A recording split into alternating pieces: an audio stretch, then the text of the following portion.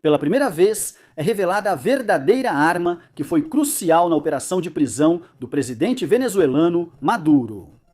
Uma nova arma, uma arma decisiva, uma arma que não dispara balas, não precisa de milhares de soldados, não aparece em desfiles militares, uma nova arma capaz de derrubar países com apenas um clique, ou seja, com apenas um toque de botão. O perigo hoje é que essa arma não está só com os Estados Unidos, mas também com a Rússia, que pode usá-la contra a Europa, e com a China, que pode usá-la contra Taiwan.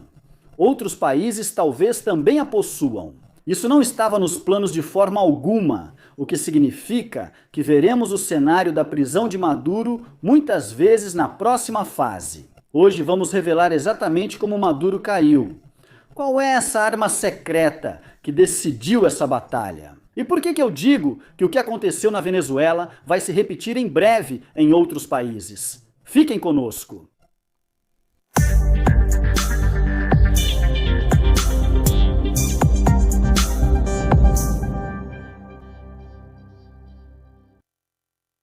Queridos espectadores, que a paz e as bênçãos de Deus estejam com vocês. Bem-vindos a mais um episódio desta série, Se Deus Quiser. Hoje, queridos espectadores, vamos responder a uma das perguntas mais importantes que ainda intrigam a todos, mesmo após mais de 3 dias da operação na Venezuela e da prisão do presidente venezuelano Maduro.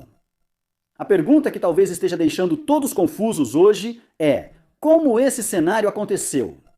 Como as forças americanas conseguiram realizar essa operação especial com tanta ousadia, tanta rapidez na execução e com o mínimo de perdas possível?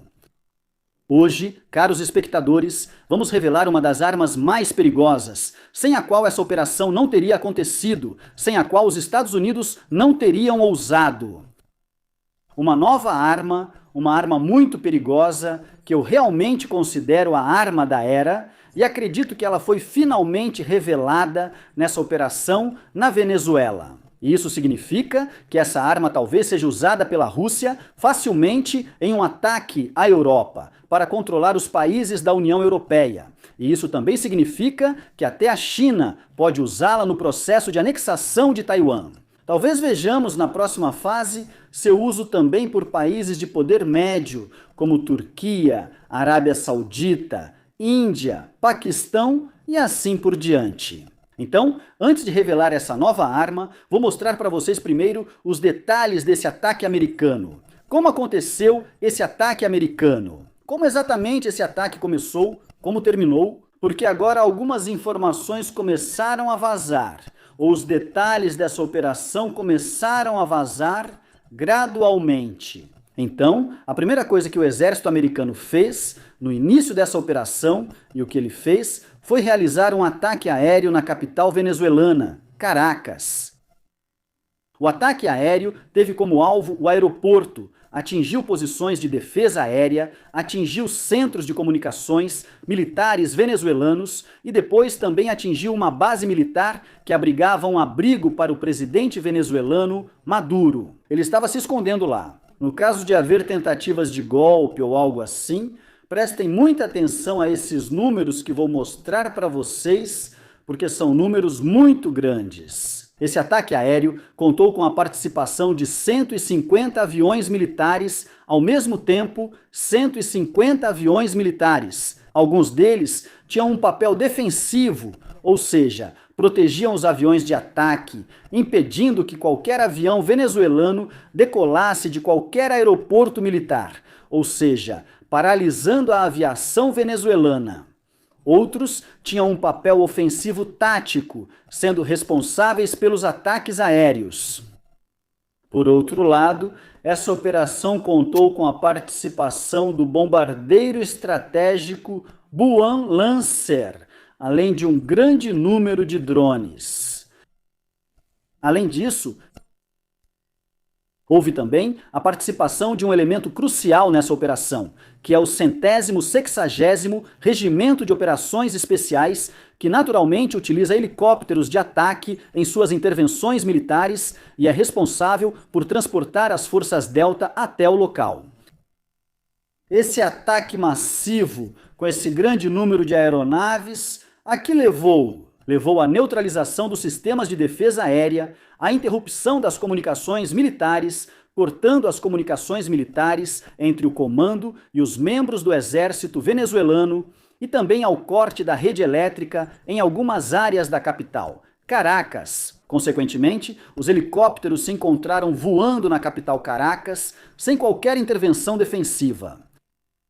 Porque até mesmo os soldados espalhados pelo país, especialmente aqueles que carregam defesas aéreas portáteis nos ombros, como bazucas ou outros, se encontraram sem qualquer comunicação com o comando.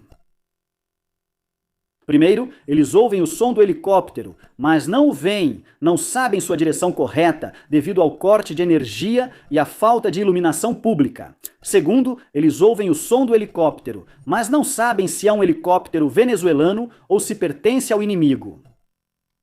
Eles tentam contato para receber ordens de atacar ou derrubar os helicópteros, mas não conseguem, pois as comunicações estão cortadas. E é sabido que o militar não pode usar a arma sem receber ordens superiores. Talvez tenha havido um ataque com mísseis antiaéreos, mas de forma muito limitada, não teve nenhum impacto significativo sobre o exército americano. Até esse helicóptero tem seus próprios sistemas de defesa. Então, o que realmente importa é o que aconteceu aqui. Os helicópteros chegaram à residência do presidente venezuelano Maduro. Lá, a resistência veio das forças de guarda pessoal do presidente. Essas forças são compostas pelo exército venezuelano e pelo exército cubano. Maduro faz questão. Havia uma equipe de guarda venezuelana e havia outra equipe de guarda cubana. E isso é uma medida de segurança para evitar um cenário de golpe militar. Todos os líderes mundiais, especialmente aqueles ameaçados por golpes militares, colocam diferentes formações de segurança na guarda, cada uma com uma liderança diferente. É difícil que haja um consenso entre eles para realizar um golpe militar. Ou eles colocam equipes de diferentes nacionalidades, uma equipe local, junto com uma equipe estrangeira, para que não haja confiança ou consenso entre os líderes da guarda. Por isso vemos que os líderes dos países que colocam apenas uma guarda, o que chamam de guarda republicana única, estão sempre sujeitos a golpes militares, ou seja, estão sempre mais expostos a golpes militares.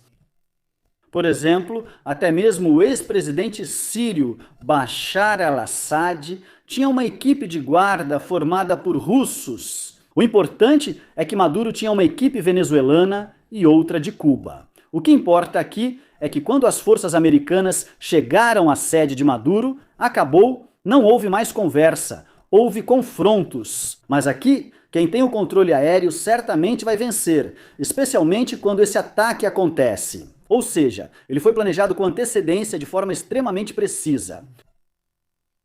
Dizem que por meses as forças de segurança treinaram para invadir um local que era exatamente igual à residência de Maduro, nos mínimos detalhes. Dizem que eles treinaram essa invasão por centenas de horas. Então Maduro foi preso e as forças foram evacuadas, como se nada tivesse ocorrido. Trump fez declarações, disse que a operação não teve nenhuma baixa humana, disse que houve danos em um dos helicópteros e que alguns membros das forças americanas tiveram ferimentos leves. Isso é verdade? Não, em uma operação dessas, sempre há perdas. As forças que protegiam Maduro eram mais de 100 homens. Também eram forças especiais, forças treinadas e equipadas com alto nível de preparação. Mas os Estados Unidos sempre escondem esse tipo de fato. E isso aconteceu em todas as intervenções militares americanas anteriores, seja no Iraque, no Afeganistão, na Iugoslávia. Os Estados Unidos sempre escondem o número de perdas, no contexto da guerra psicológica e midiática, e assim por diante, até que chegue um dia, talvez muitos anos depois, em que as verdadeiras perdas sejam reveladas. Por exemplo, as defesas aéreas da Iugoslávia derrubaram um avião americano do tipo F-117, mas os Estados Unidos só admitiram isso mais de 20 anos depois desse incidente. Inscrevam-se hoje talvez seja a mesma coisa. Uma operação como essa na Venezuela não pode acontecer sem nenhuma perda. Não se pode falar de confrontos com 100 ou mais forças especiais, dos quais 80 morreram, enquanto as forças americanas dizem que não tiveram perdas, e essas forças americanas participaram com 200 homens. Um dia, os Estados Unidos vão admitir essa verdade. O importante é que a operação ocorreu exatamente assim hoje. E aqui chegamos ao ponto mais importante do nosso episódio de hoje. Como isso aconteceu? Qual é o segredo desse sucesso? Que arma é essa? O segredo decisivo nessa operação, usado pela primeira vez pelos Estados Unidos, antes de falar dessa arma, todos devem saber que o poder dos Estados Unidos hoje, assim como tem sido nas últimas décadas, está na inteligência. Ou seja, uma operação como essa não pode ter sucesso sem um grande trabalho de inteligência e sem a presença de traidores. Pessoas ligadas ao exército ou ao palácio presidencial, seja internamente a cada um. Então, os Estados Unidos, meses antes de executar essa operação, estavam coletando informações. Áreas de implantação do exército venezuelano, locais dos sistemas de defesa aérea, como são feitas as comunicações militares, quantos seguranças noturnos o presidente tem, onde o presidente venezuelano dorme, quando ele acorda, de onde vem a eletricidade da capital. Ou seja, todas as informações, sejam pequenas ou grandes, são coletadas pela inteligência americana, a ponto de terem oferecido uma recompensa de $50 milhões para quem fornecesse informações sobre o presidente venezuelano Maduro. É um valor enorme, um valor tentador, ou seja, qualquer pessoa no exército venezuelano, alguém do círculo do presidente, pode ser tentado por essa quantia e fornecer informações. Então, os Estados Unidos reuniram uma quantidade enorme de informações e as entregaram para essa arma secreta, que hoje se tornou decisiva nas novas guerras, a arma da inteligência artificial. Estamos falando exatamente da plataforma Palantir de inteligência artificial. Essa plataforma criou uma nova revolução, será usada em todas as guerras futuras, ela se tornou o futuro das guerras. Basicamente, todas essas informações de inteligência, além do mapa geral, mapas de estradas e outros tipos de mapas, são inseridas em uma única plataforma de inteligência artificial. Essa inteligência artificial, em apenas um segundo, analisa esses dados e apresenta o melhor cenário e os melhores planos de ataque. É ela quem determina exatamente quantos soldados você vai precisar, quantos aviões, quantos veículos, qual é o melhor momento para atacar. De onde você vai começar? Qual é o dia do ataque? Exatamente como a tua operação vai terminar. Quase tudo, o plano completo, ele te apresenta em um segundo. E essas informações estão sempre sendo atualizadas pelo Misago, sempre em constante atualização. Por exemplo, se um sistema de defesa aérea estava na rua tal número 1 e de repente foi para a rua tal número 2, por exemplo, essa informação também é inserida, que agora está na rua tal número 2. Ou seja, sempre há uma atualização contínua para que o plano esteja sempre pronto com um clique. As informações circulam rápido e todas, até as mais comuns, devem ser fornecidas à inteligência artificial como banco de dados para gerar o melhor plano possível. Esse é o segredo que fez com que os Estados Unidos usassem 150 aviões nesse ataque em um único momento. A inteligência artificial apresentou um plano rápido e decisivo em meia hora, que não pode falhar. Essa arma foi usada primeiro por você, Israel. Você a usou em Gaza, usou no Irã, quando atacou com o som do lançamento de mísseis em um único momento e a usou no assassinato de Hassan Nasrallah, no Líbano. E era para ter sido usada da mesma forma para prender ou assassinar Khamenei, no Irã. O plano já estava pronto naquela época, e Netanyahu, para que todos se lembrem, ameaçou repetidamente eliminar Khamenei. Ou seja, o plano estava 100% pronto. Trump foi quem interrompeu esse cenário desde a guerra com Israel.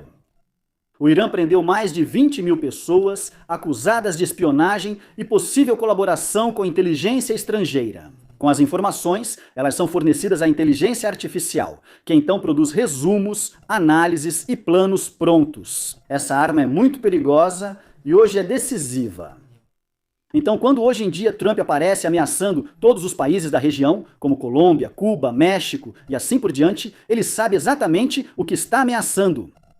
Ele sabe que esse cenário que aconteceu na Venezuela é muito fácil de se repetir nos outros países. Por quê? Porque ele possui vasta base de dados de inteligência nesses países. E, portanto, com apenas um clique, o plano sai pronto e bem-sucedido, adaptado para cada país individualmente.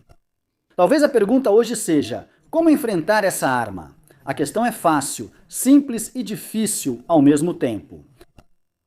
Primeiro, antes de tudo, é preciso limpar o país de todos os traidores e espiões, porque sem as informações que os espiões fornecem, essa arma não terá nenhuma eficácia.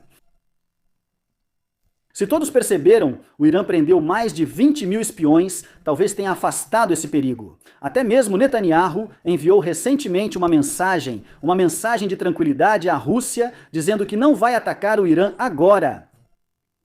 O presidente da Colômbia ordenou expulsar militares do exército colombiano leais aos Estados Unidos. Ou seja, esses países talvez tenham começado a perceber o perigo dessa arma. Talvez haja uma consciência sobre o perigo dessa arma e sobre a existência dessa arma. Então iniciou a eliminação, ou seja, o poder que essa arma obtém vem de onde? Dos traidores e dos espiões?